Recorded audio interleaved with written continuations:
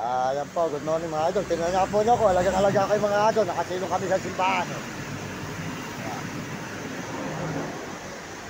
Mahirap po yung mga aso nababasa ng ulan. Gawa po nung pag nagkasakit, para din po tao to.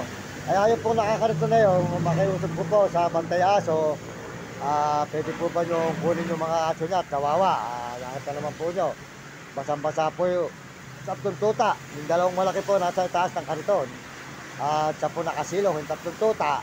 Siya po kasama, tinutulak po ang kariton naglalakad. Yan po ay mapanood po sana ng ating mga bantay aso dito sa San Fernando, Pampanga, sa munisipyo ng San Fernando, Pampanga.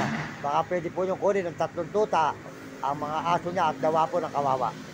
Maawa po tayo sa hayop mga idol. Ayan po, kami po nakasilong sa simbahan. Ako po hindi ko pinahulanan ng aking mga aso. Inaalagaan ko po mga idol.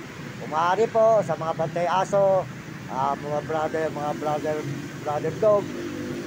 Kunin nyo ang brother boy, ng brother dog ng mga aso. Kunin nyo ang mga aso niya at kawawa po. Kaya makikita po niyan tingumulan dito sa highway.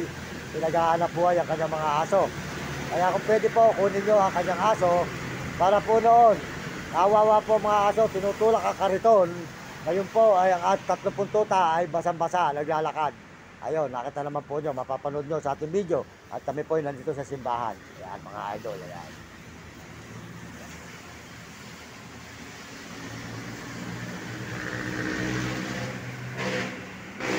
Ayan, nandito po tayo ngayon sa simbahan at nakasilong po tayo mga idol.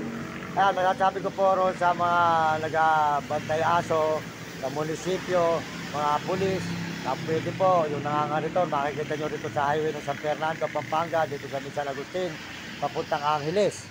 Makikita nyo siya. Ngayon po, kung makikita nyo, kunin po nyo ang kanyang mga aso at siya po ay nakakatuwiran pa na umuulan. Talaga pong umuulan. Kailangan po, isilong natin ang ating mga hayop at huwag natin pabayaan mga idol.